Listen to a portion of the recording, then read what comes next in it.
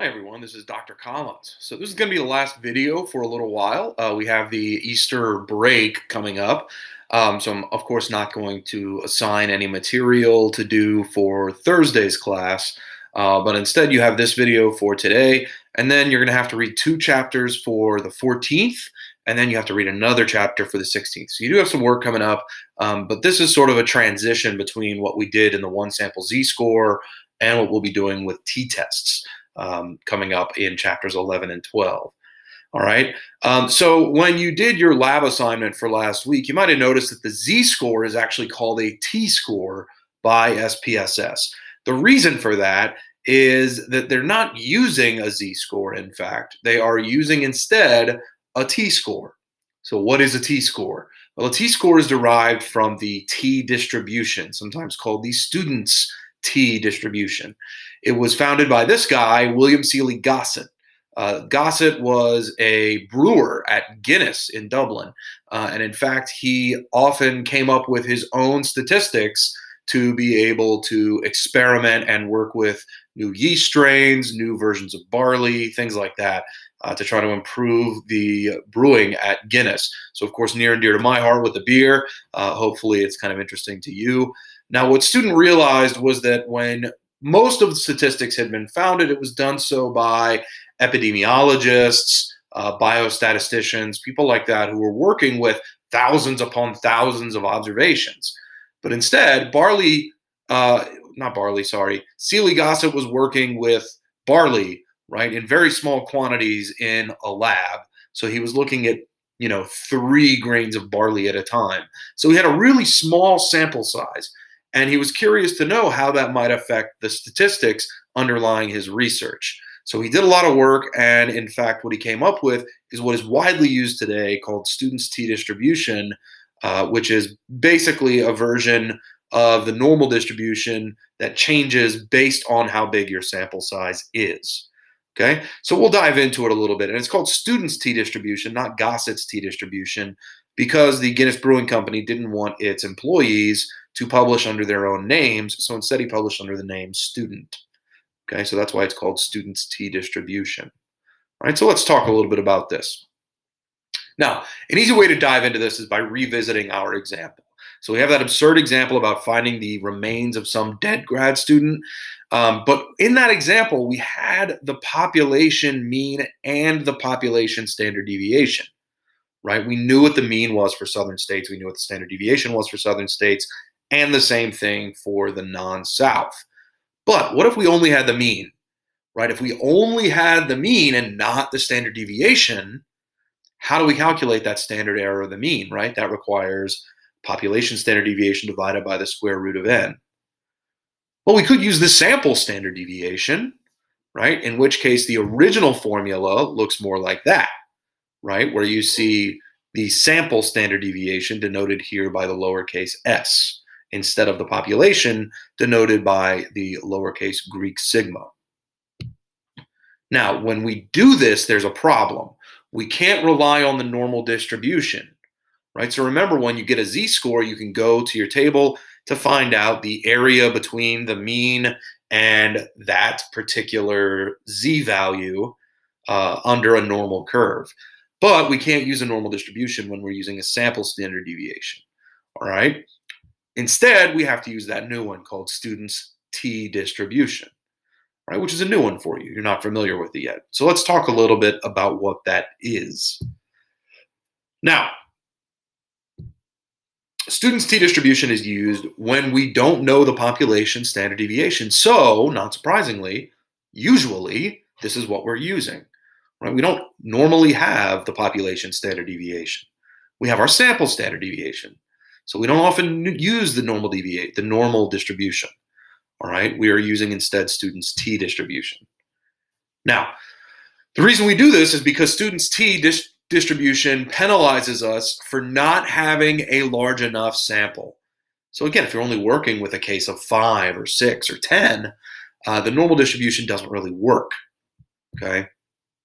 However, in the t-distribution, right, when your sample size n approaches infinity, then the t-distribution approaches normal.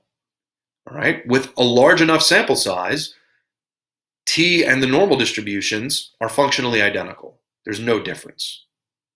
Okay.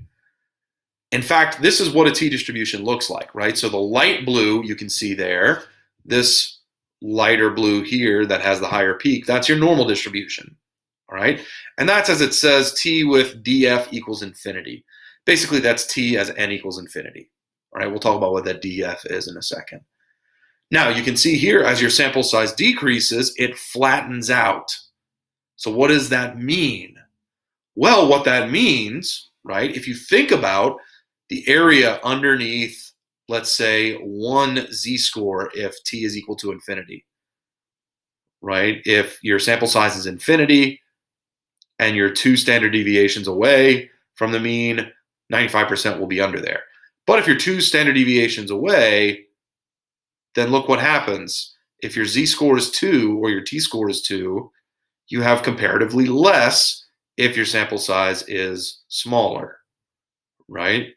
So basically, you need to be further away from the mean in order to have a statistically significant result. That's all that means. Okay, so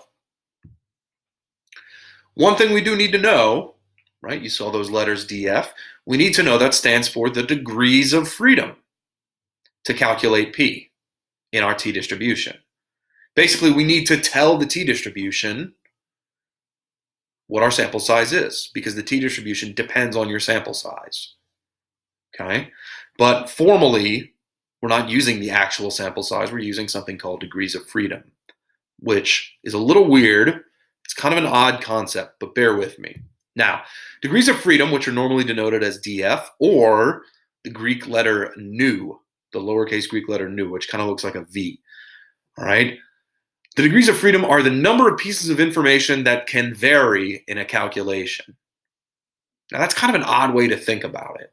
All right. Now, I'm never going to make you formally define for me what degrees of freedom are, but I kind of want to illustrate what I mean by this. So, think of a set of 3 numbers with a mean of 10.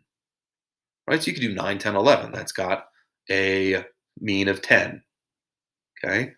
What if I gave you, once you choose the first 2, if I gave you the first 2, the third's not optional. It can't vary at that point. So if I give you the first 2 numbers, 8 and 10, in order to get a mean of 10, what does that third number have to be? Well, of course, it's got to be 12. You can't have a mean of 10 with any number other than 12 there. What if I give you 4 and 6? Add those up, it's 10. If you have 3 numbers, then the sum of those 3 numbers divided by 3 must equal 10. So 10 plus what other number equals 30? 20. Okay? So what this means, right, is that if I'm asking you to calculate something like a mean, only 2 of those 3 pieces of information are allowed to vary. So what that means is that for calculating a mean and calculating any number of other statistics, you have n minus 1 degrees of freedom, where n is your sample size. So in the case that I just showed you, only 2 out of those 3 numbers can vary, right? So you pick 2 numbers out of a hat, whatever. If you want a mean of 10, that third number has to be something very specific. That's what a degree of freedom is, all right? It's how many things can vary.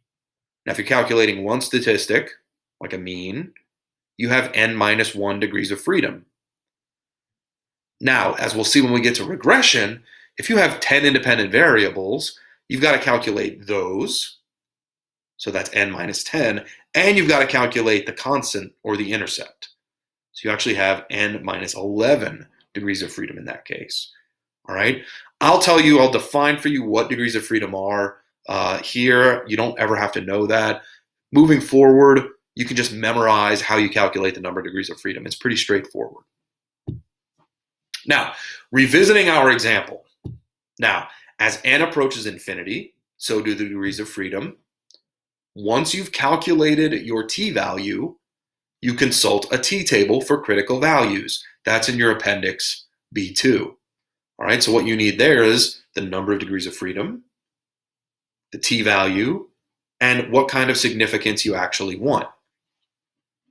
Now, in our example, if the grad student's note said the mean of his or her 5 states was 842, same as our prior example, and S, the standard deviation of those 5 states, is 152, and we already knew that mu of south, right, that the mean of the southern states is 902. We can calculate T, which was Z when we were using the population standard deviation, but is now T, with n minus 1 degrees of freedom. Okay, so in a one-sample t-test, not a z-test, in a one-sample t-score, you do n minus 1 to calculate the number of degrees of freedom. So 5 states, n of 5, we have 4 degrees of freedom. So we start by calculating that standard error of the mean, this time substituting in the sample standard deviation, not the population standard deviation. So that's equal to 67.98. Once you plug that in, our t-score with 4 degrees of freedom, that's what the t sub 4 is 842 minus 902. So our observed mean minus the population mean divided by the standard error of the mean is negative 0.88. It was negative 0.6 something before. All right, so we're using a different standard deviation here. Now with 4 degrees of freedom, if you consult that t-table for critical values, we're using a two-tailed test seeking out a 0.05 significance level. And in fact, I'm going to walk you all through how to read those tables in a separate video. We would need to have a t greater than or equal to 2.776 in order to reject the null that this student is from the South. So we can't reject the null that this student's from the South. Okay, so we're testing the null that the student's from the South, right? That's why we included this mean, which is the mean of the South. So that means our alternative hypothesis was that the student was from the non-South, right? That's our research hypothesis. We can't reject the null that they're not from that region, all right, that they're from the South. So therefore, we can't reject the null that this student's from the South, okay? So